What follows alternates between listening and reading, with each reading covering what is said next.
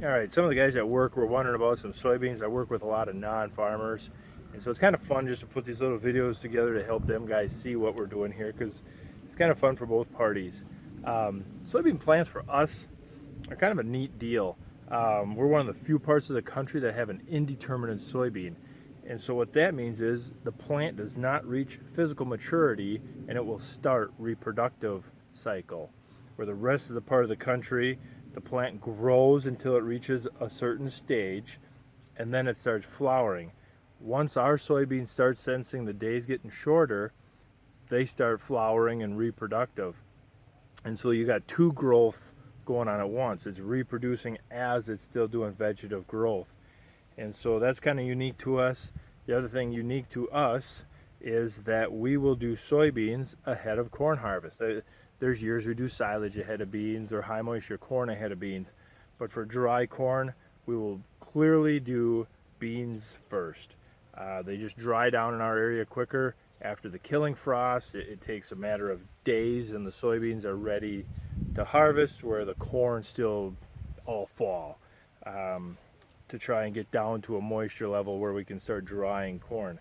Soybeans are a very highly managed crop in the fact that, so we said they don't respond to fertilizer like corn does. So with soybeans, they're highly managed in the way that you got to have a good ground.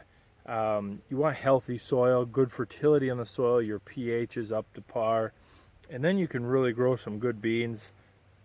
You want the compaction layers taken out so they can make good roots. This one has fantastic root system going on. All these little nodules are there it gets these from the atmosphere, or it pulls nitrogen from the atmosphere and fills all these little nodules, and then at pod fill it pulls that nitrogen up to fill the pods. And so that's kind of nice. So we don't have it's kind of a self-feeding plant. They don't have a very big root system. You know, this root here looks fantastic for a soybean plant, and so that's where the fertility needs to be up in the soil. Our issues, management issues up here, are insects in the soil that want to attack our roots. We've got white mold, aphids, things like that later on. We got tons of blights on the leaves that can attack our plant.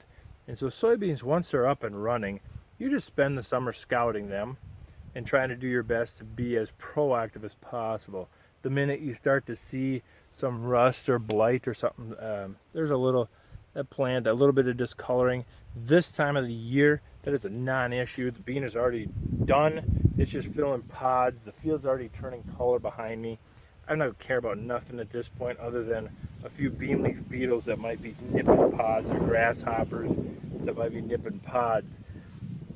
But for the most part, several weeks ago or a month ago, had we seen anything like that, you would have been out here instantly spraying whatever you needed to spray, a fungicide, an insecticide, whatever, to take care of that, because beans just do not handle stress very well.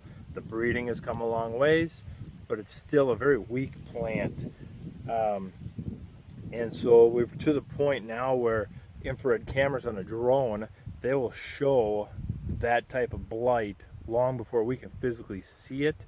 So with the drone, you can be very proactive and save as much yield as you can.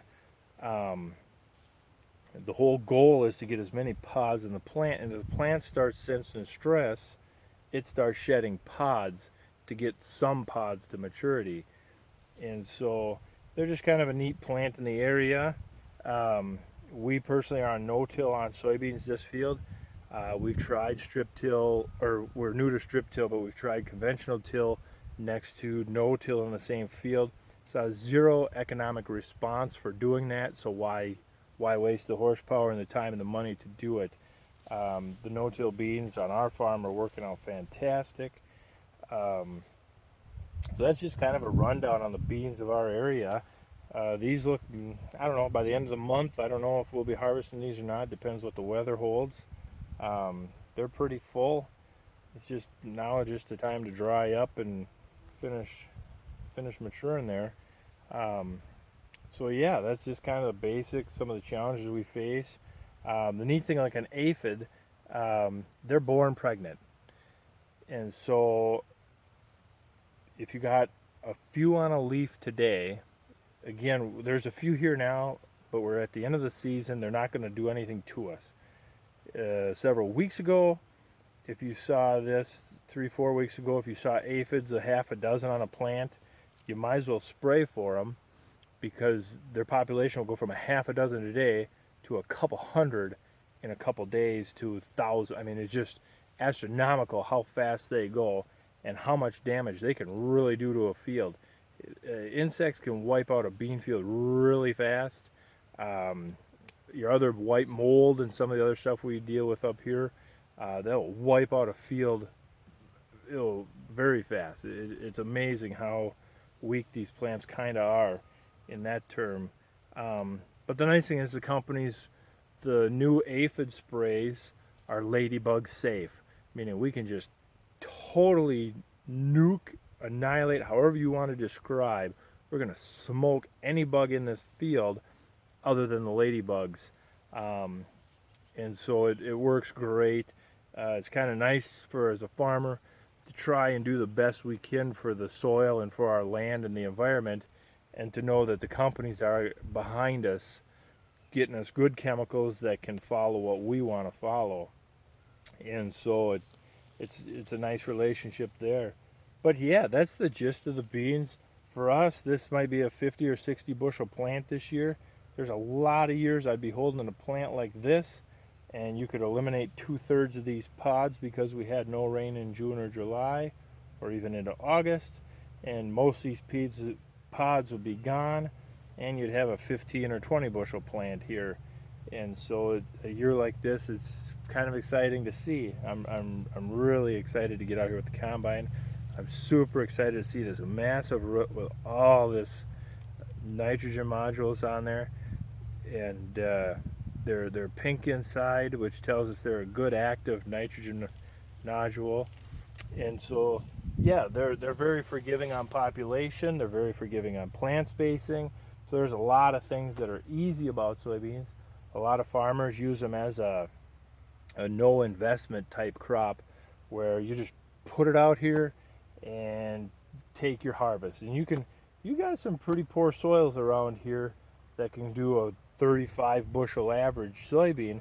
If you put nothing into that crop, you're making some money, but at some point it's going to cost you money. But in the rotation with corn, what a lot of guys do is throw their P and K out for a couple years. So if there was last year on corn, they would have spread the P and K for the soybean crop.